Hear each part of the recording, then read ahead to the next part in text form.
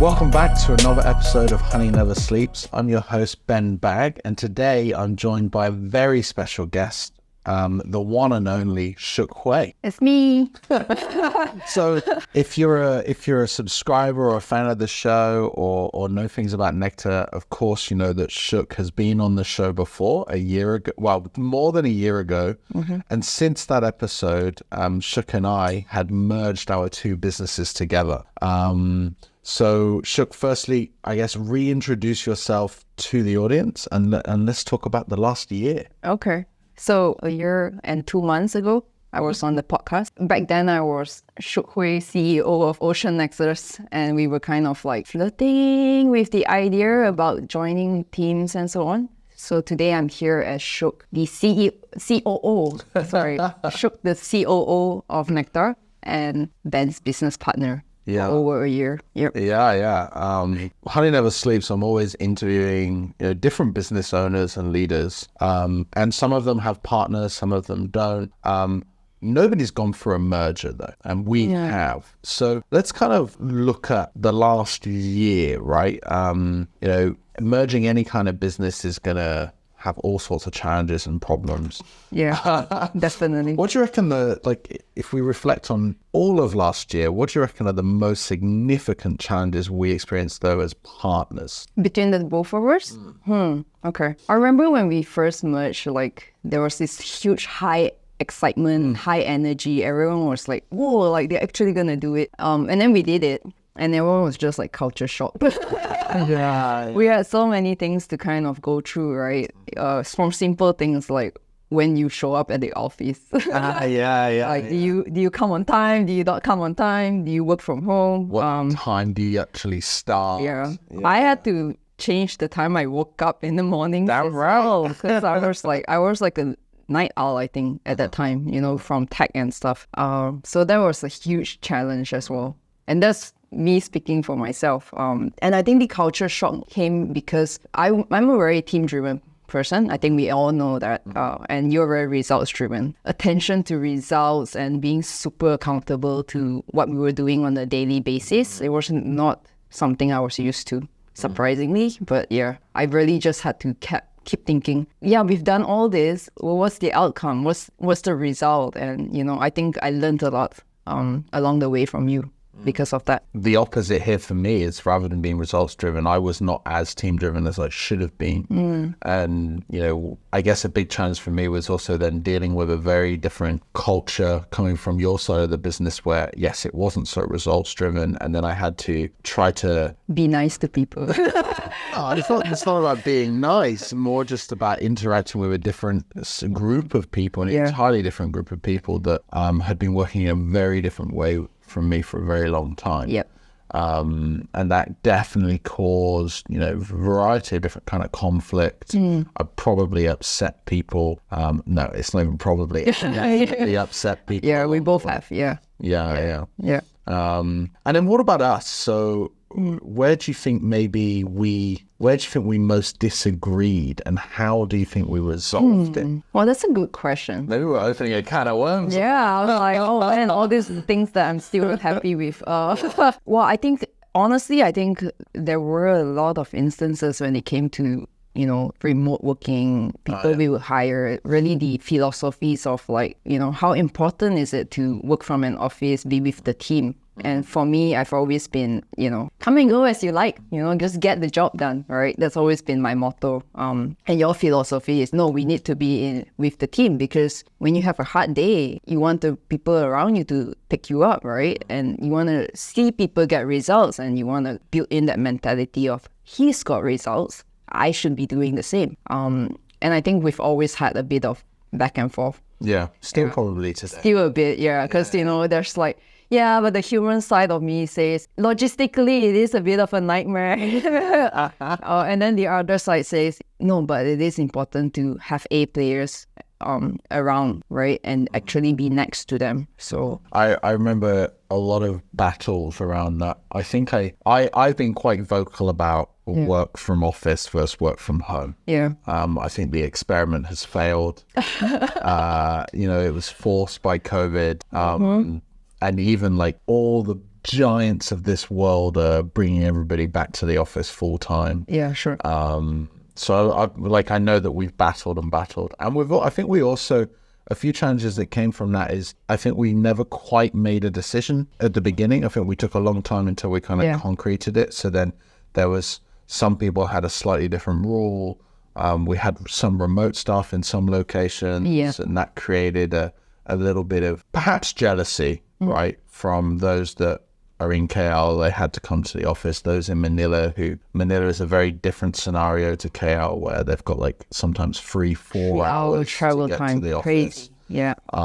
So yeah, that was definitely a challenge. That was definitely a challenge. For those at home, we are now working office. If you're not sure what the decision was. So 2 days a week at the office, 3 days of work from home. So we've got like a nice hybrid solution. I don't think I won. I would have preferred 3 days. Yeah, 3 days not too. Yeah. Perhaps we'll have that discussion again. No, the job done. End of conversation. No more conflict. Conflicting with you on the other side, I think we've always kind of solved problems quite quickly. Like, let's say if we've ever like had a disagreement, sometimes we can get quite passionate about our decisions. Yeah, we should. And we're butt heads a little bit, but we'd always come back together. We're like, it's not like we get angry or upset with each other, but we always eventually align and close that loop. And I think we do it so naturally. Yeah, definitely. So we've been really lucky in that regard. And I think the difference with you and I is that we started our partnership before we built Nectar, before we even partnered, because we were already working together in some capacity for a period of time. We had a personal relationship, a business relationship that intertwined, and that has then massively accelerated, of course, now with Nectar. Like, our lives are completely like intertwined now. Exactly. It's as if we made some kind of wedding vows and like, oh yeah, I'm marrying my best friend. That's what I kept saying. This is, like I said at the beginning, anyone who's considering getting a co-founder or partnering with anybody in business, I was told by our business coach that a partnership is harder to get out of than a marriage. Right? Yeah. You have 100%. To choose your business partner, even like with more diligence than you would with your wife or husband. Can't even sign prenups and stuff. Yeah, there's no the shares of the shares. That's all it is. Yeah. Yeah, and I know that you've had difficulties with partners in the past, right? So obviously there, you've got to pick it right. So when we first started, like you said, there was a huge amount of energy. What kind of milestones or sort of achievements did you really kind of get excited by, or felt like we did it in those first few months? Okay, so I think the most important milestone, we took a while to get there, but we actually built a management team that we are proud of today. I think it's a small team. It took a long time though to get that right. We started the company with a whole bunch of people. Today, they are actually a different bunch of people that are alongside you and I on a weekly basis. And I think that was really important for us to nail down, because that allowed us to really scale the rest of the company. Yeah. Creating the systems, functions, and just deciding who's actually accountable for what. Yeah. Because if you remember the first 2 to 3 months, literally everyone would just come to you and I, and we will be the only problem solvers. And we were like the puppeteers, right? Just you and I. And I think that has changed dramatically. And that created so much chaos. As well, yeah. And I'm not saying that we haven't got out of the chaos stage. We're still just a baby startup 1 year, right? Yep. Toddler. Not even a toddler. If you look back on our first week, we did that retreat where we brought both companies' managers together to start building a new company. Yeah. Not a single person in that room are in our leadership team today. Yeah, I don't know if that's a good or bad thing, but it is what it is. But it's an evolution. It is. It's not that they're not in the company anymore. It's just the company has evolved. Grown so much, right? And I remember very clearly we had to tell the team as well, like the management at that time, we are growing so rapidly that some of these management functions will outgrow some of you. Yeah. Right. And I'm quite thankful that they took it well as well. Like they've been very understanding with the trajectory and all that stuff. But it's really interesting that we just have a completely new set of leaders in the team today. Yeah. Yeah. And I think, I don't think that will ever stop evolving. As the business evolves, the market shifts, it'll be a constant evolution. Yeah. I think my initial, if we're looking back at the very beginning, my initial milestones was after sort of 2 months of merger, we were in rapid growth mode. Yeah. Like we hired 20 plus people in that short space of time. Yeah. Yeah. What were we thinking? Pretty so that of chaos, taking on contracts that were pretty ginormous. Yeah, for what we were doing. Opening offices in in countries that we weren't we thought we were familiar with, but not. Even hiring, like just the hiring itself has changed, right? The way we used to hire versus how we hire today. We've learned so much in how to actually have a proper hiring process, how to actually vet candidates. I think we are way better at choosing the right people today than we were like a year ago. Night and day. Huge difference. But also I would say that I would say the first 4 or 5 months of our partnership where it was like growth were super exciting. 100%. Chaotic, yes. Yeah. Total, in some places it was catastrophe. Yeah. But so inspiring, so exciting way to launch, right? We ballsed up a few things, but like you said, we figured it out. We've learned so much from that experience. So those few months were just super exciting for me. I was like so happy to be at work. Yeah. I am too. Like even till today. Yeah. I think the excitement keeps coming because we are always kind of doing new things, sharing ideas. Lots of new initiative even in this year alone, honestly. Yeah. When we started, I was very much, in not just the management, but in looking in marketing because we never had a head of marketing back then. Yeah. And then today I can finally be like, I'm managing operations. I touch every bit of the business. Yeah. But actually have a team, that I can sort of like, hey, report this back to me and so on. And I'm no longer just tunnel vision on the marketing function. Yeah. Yeah. I think as well, like when you're in startup mode, our jobs at the beginning is to replace other jobs, right? 100%, it's like, because at first you're doing like 10 jobs. And even today, we're still doing more jobs than we should be doing. But we're still, like I said, still a baby. But our goal is to replace our jobs so that we can do our actual job. Yeah, right? It's so crazy. I was just going where I was needed, right? In the early days. If there was a sales issue, I'll be there. Or if it's marketing, I'll be there. If it's a client issue, hey clients, what's up? How you doing? Problem solve, problem solve. Exactly. Yeah. What would you say is the biggest lesson you've got from, working with me so far, from our partnership? Maybe what you've learned from working with me has influenced some of the things you do in your life or strategies you decide to implement. What do you think that might be? Yeah, naturally and progressively, I've been learning a lot in communication, right? Because the way you communicate and the way I communicate can be very different. Yeah, sometimes the polar opposite of each other. Yeah, totally different. Even the way we communicate with each other, I think, has grown a lot. Yeah. Right. In the past, we would constantly be talking, and then there's just never any action because we're just like, sometimes we were just ranting. Sometimes we're just ranting, right? And you're like, no, this is not very productive conversations, right? I think today we are way better. We almost always have actionables, even in the smallest conversations. Together. And then again, like I mentioned earlier, personally, just that whole result-driven side of things, right? Always looking at I don't want to say KPIs. I don't really like that word at all. It's not more looking at the outcomes. Yeah, just outcomes in general, right? Essentially, accountability as a whole was so important. I think in the past, I did I'm more predisposed to letting people get away with things, allowing folks that are not performing to stay non-performing, right? Overall, learning to hire great people that we want to work with. Yeah, I think that excite us. That excite us because we've made bad hires. And we know it's a bad hire because when they come in, we get busier. It's like Yeah. how, right? Yeah. And then we hire the right person and you actually get relieved from work and you're like, okay, we know that we've done good, right? When we made that hire. Yeah. Well, there's always that saying like hire fast, fire fast, I think. Doesn't work in Malaysia. Doesn't it? Like- That's a very much an American way. Well, yeah. But also there's an element of truth of it. If it doesn't feel right, Yeah.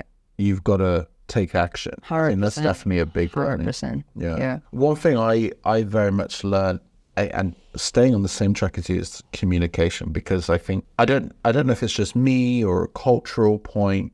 Being a foreigner in Malaysia and obviously working with mostly Malaysians, but sometimes my directness Yeah. can be a little bit too sharp, Yeah. and trying to position myself better in how I say things around outcomes and results. And you have got so good at calling me out occasionally when, For your dumb comments.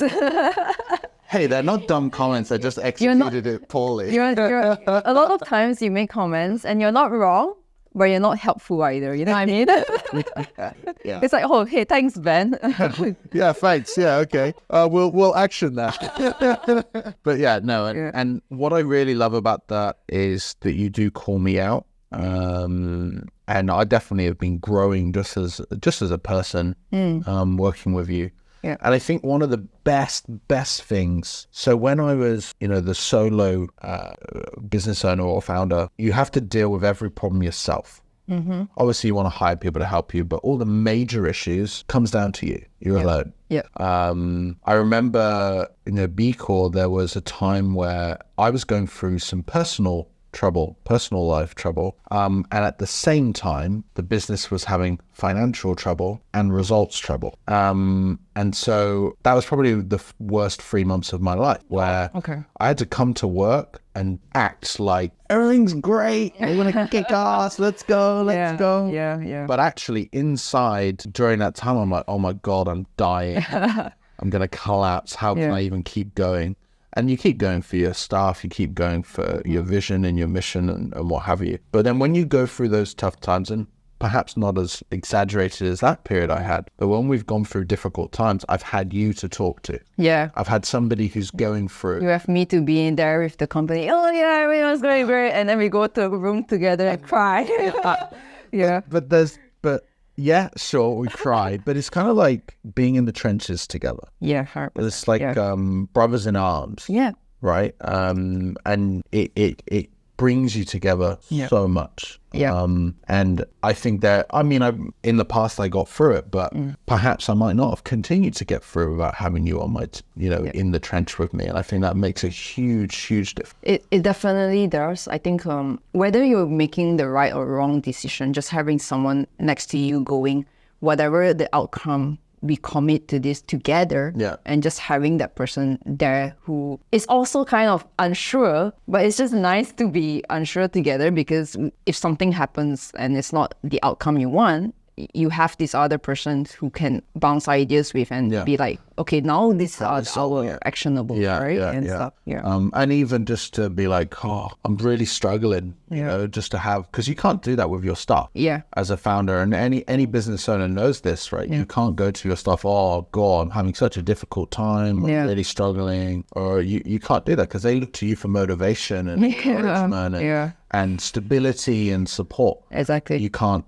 put that back down, which is sad, but it's just how the world works. It's just life. It's the truth. Yep. It's the truth. So you have it, like having a partner. So if anyone's ever thought about, getting a business partner, there's a huge amount of intangible value from that. And just from having someone in the trenches goes beyond any equity concerns. Yeah. So long as you have the right business partner. Yeah.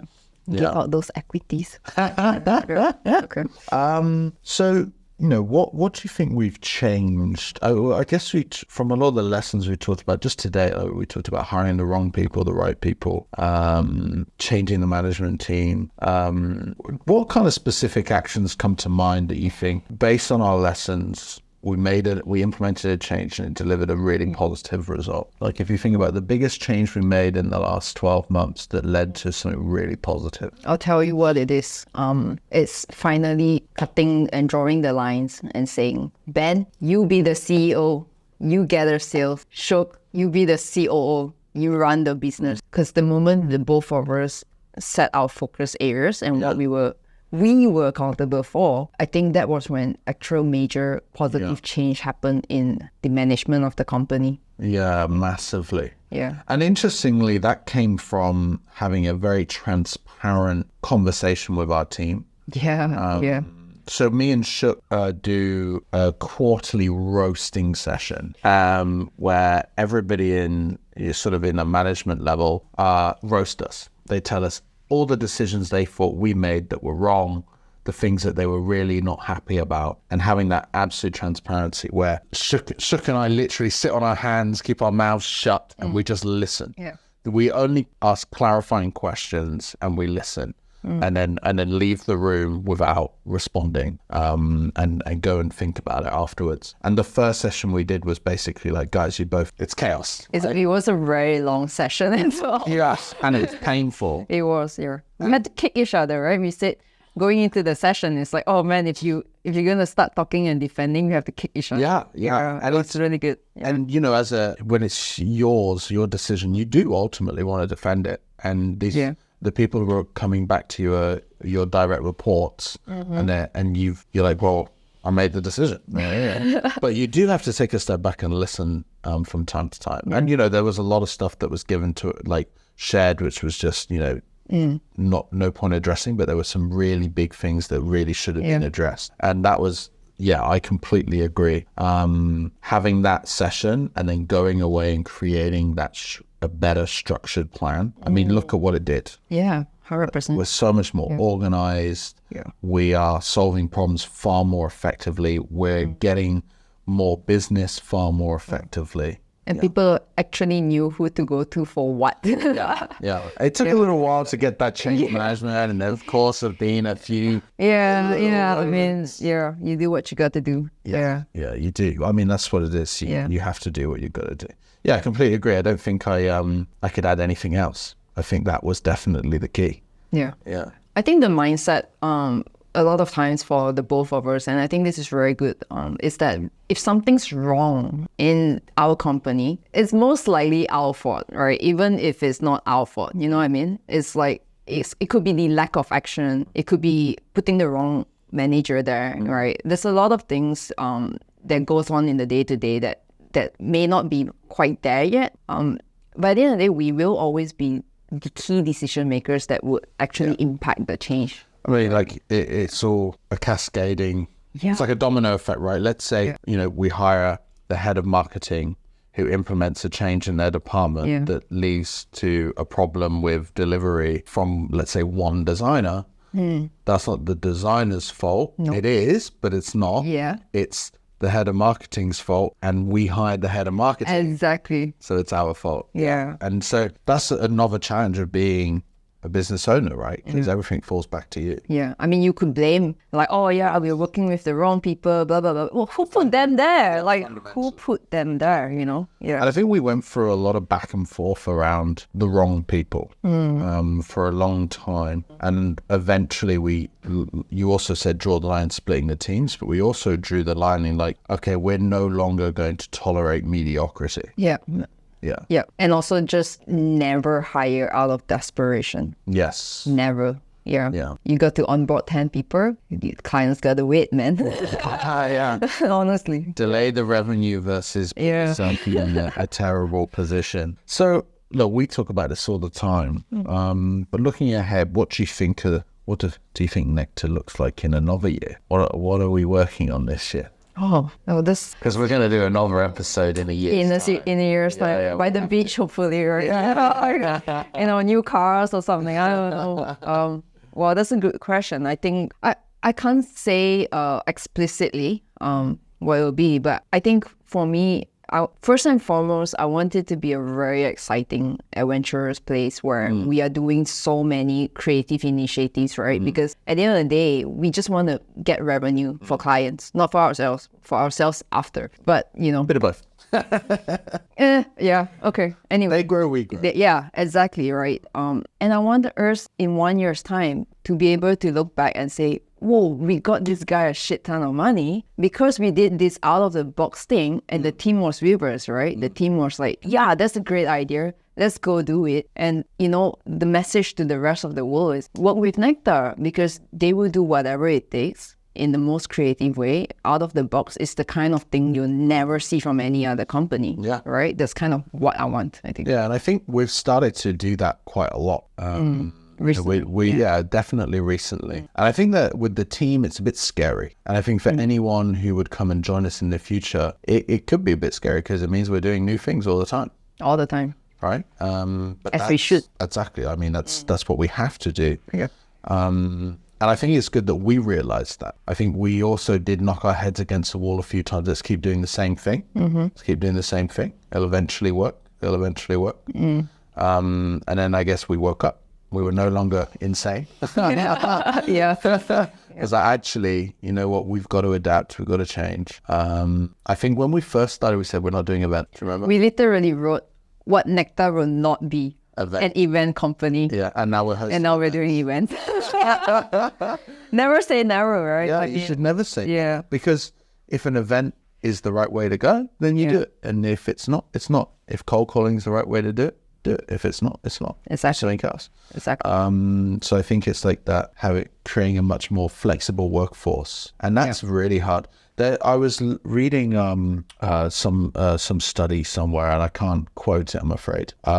But big businesses, so enterprise companies, are needing to find a way to get their employees okay with their job scope changing consistently. And everybody's afraid of that because then you have uncertainty. One minute you could be doing great, the next minute you could be doing bad and could lose your job. And so they're trying to well, look, the world's changed. We have to adapt. New technology is coming constantly, GPT products, all of this. Yeah. World is changing and adapting, so does the way we work. And I think being in a startup gives us a very unique space to be able to make these changes, not just to job scope, but just to general practices very, very quickly. Yeah. Especially with a smaller team where, big companies could never do. Yeah. Not easily anyway. I think that's exactly why I have such a uncomfortable relationship with the word KPI, In the past, we did try to get our sales guys to make KPIs of 100 calls, 30 emails, yada. And then it became so about the activity and less about the results and the outcome. And that's kind of what I don't like. I want to do away with the mentality of how we're going to deliver results. It's just, here's your goal, here are the results we want, get it, do anything you need to get it. And if it works, keep doing it. If it doesn't, go and experiment, go and adapt, and so on. And I can't see myself in a company or organization that is not agile. I must have an agile environment. Yeah. I think that's quite difficult for people in the organization. I think we are going to lose people as much as we're going to get great people. Yeah. And we're going to lose great people because the environment's not for everybody. It's going to be very interesting to see how the company develops over next year based on that. Imagine in 10 years' time when we are a giant enterprise. And we're like, we can't change. Yeah, we can't change. And then someone will take a snippet of what I'm just saying and be like, no, this is our co-founder's philosophy. Don't quote me. But yeah, I think it's a shame when you don't do something, It actually is a shame, right? No one wants to be on their deathbeds and looking back and be like, I regret not doing this. Yeah. And I think that's where you and I tend to come from, really, the mentality. Yeah. So obviously we've had agreements in the past and we've been building a very different form of relationship over the last year. What are some of the ways you think we've done, actions we've taken to make our relationship harmonious? Take a lot of drinking. I'm leaving with the same answer. Oh gosh. But it's so true. I mean, I don't even know if I want that in the video, but Hold it. yeah, we all know. But yeah, I think the investment we've kind of made with each other's lives, right? Not just at work, really kind of investing in the personal relationships that, you know, you and I have.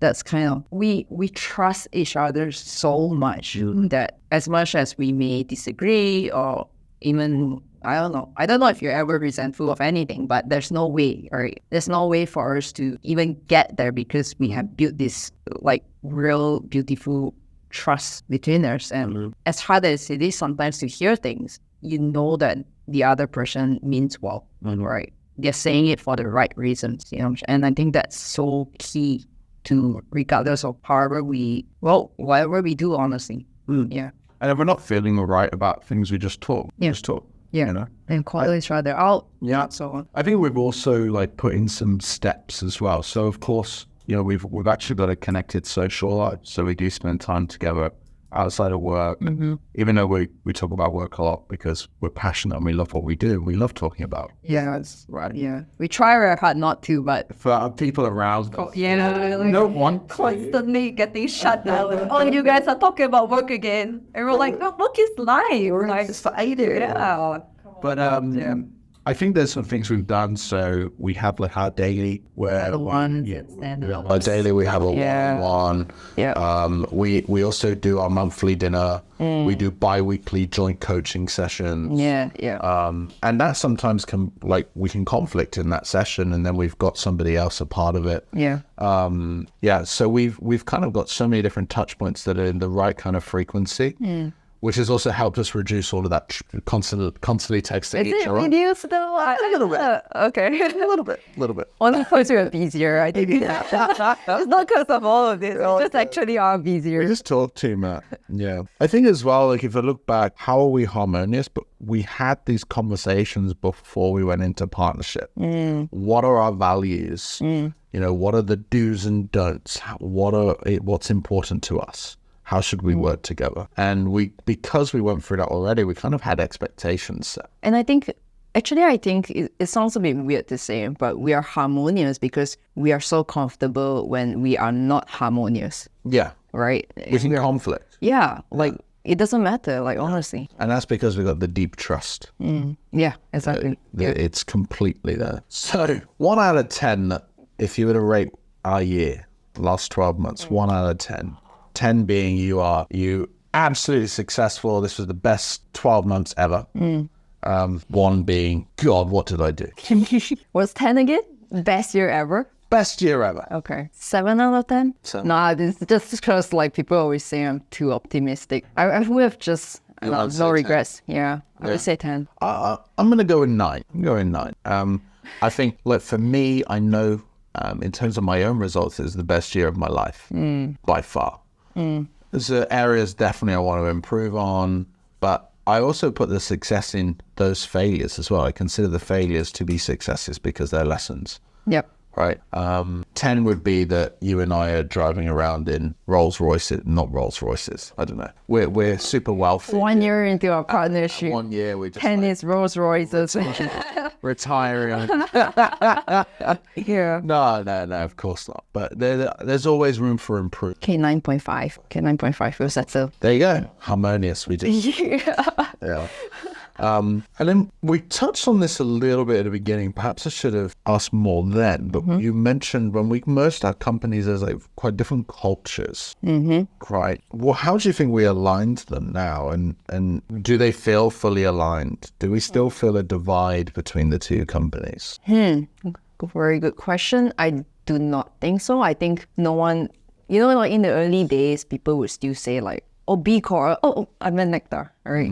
And show, oh, yeah. Yeah. I don't think anyone thinks like that anymore. Yeah, that's definitely gone. Yeah. I think in the earlier days of our merger, there was a lot more of you and your culture being brought in, but simply because you're, again, much more vocal, very assertive. I think we also had the larger workforce at the time. Yeah. But I also wasn't the most outspoken, assertive person, right? I had to kind of get there. I don't know if you realized, like, this year alone, like, I think because it's been so gradual, I haven't noticed. yeah, but I actually have been so much like, there was a point when I was like, everything feels very B Corp culture, like introduced by B Corp band and stuff. And I just realized like, okay, I need to start asserting certain things because I obviously have my own set of values and beliefs that I've come into this with, right? And just not spoken out. Like at the beginning, I was just like, okay, like let's just go with the flow. Da, da, da. And today I think there's a lot more of me in the business. Yeah, especially with the teams and so on. Yeah, I do feel it. Yeah. I think that's a really important connection because you are fantastic with the teams. Oh, thank you. Well, it can't always be about results. Yeah. I come from that sales mentality where like you've never done enough. Yeah. Your target increases the next month, or you had a great month last month. Who cares? It's a new month, right? That's kind of the space I've always worked in. It was really funny because like I read this article. It was a very random one on LinkedIn or something. And this guy, I think he was a product manager or something along those lines. And he was saying, sometimes you don't want to dampen people's creativity and imagination, right? So if my team tells me, hey, I just want to beautify our website. And if I ask them, what results would that get? They're not going to have an answer. Sometimes you just want to, it's just nice. The results is going to be nice to look at, right? And sometimes you just want to be okay with that, right? And I think that's where someone like me understands, right? It resonates with people like me. I'm like, where's the money coming from? You're like, why are we doing this exercise? No, I don't think you're not that extreme. No, but yeah. Wow. And then we talked a little bit about that, where we were roasted and have had that open communication with our team, as our leadership as well as our staff. How do you think like the level of that transparency is today and how it's evolved over the last year? Oh, I think we are like maximum level of transparency today. I don't think so. Unless like people want to start meeting my family and parents and like, this is where I grew up as a kid and stuff. I really don't think so. But I also think that it is very important for businesses to be as transparent as they can. First, I think they need a purpose, right? They need a purpose as to what they're working for, what they want to do with their work and life, because people spend such majority of their lives at work. So the purpose is important. But once you have a defined purpose, you need to understand the business and how it works. And how it connects to you. How it connects, because I can have that purpose and there's that kind of disassociation with how the business actually functions and so on. So I think it's so important when we started being really transparent that it started kind of communicating and showing everyone how they are cogs and pieces to a larger picture, right? And that's why we are seeing the change and impact that is brought. I think purpose is very important. I think we sometimes, especially us millennials and Gen Z and so on, we're growing up with like, go find your passion, And I think people mistake passion and purpose. A lot. I need a job that I'm passionate about. I'm not passionate about doing forecast reports. Right? I am passionate about meeting people, right? But I'm not passionate about doing my reports. I'm not passionate about a lot of things that I have to do. But that doesn't mean I don't have purpose behind what I'm doing. Like I have multiple purposes, actually. I've got my personal purposes around, building a life that gives me all the luxuries that I would like, that opens the doors for my son. And then I also have a purpose of building something that lasts beyond my lifetime. That's very interesting because, most people's default motivating factor is money. And they don't realize that it's not money, right? It's what you're going to do with that money. Right? What does that money give you? What does it get you? Does it give you a comfortable life? Is it a house you want to buy? Is it a family you want to build? And those goals always shift. And then your purpose shifts of what do I want to do now? I achieved that purpose. Now what's the next? Purpose, goals, same thing. Passion, completely different. Don't follow your passions, follow your purposes. Very brave statement there. I'm really glad that we decided to do this. Actually just sit down and publicly talk about the last year. Yeah. A little What a bit. journey. And yeah, it's been probably one of the best years of my career, even though it's had a lot of ups and downs, but it's probably one of the most enjoyable 12 months. And I'm excited for the next 10 years. Yeah, definitely. I think so I've been running companies for so long.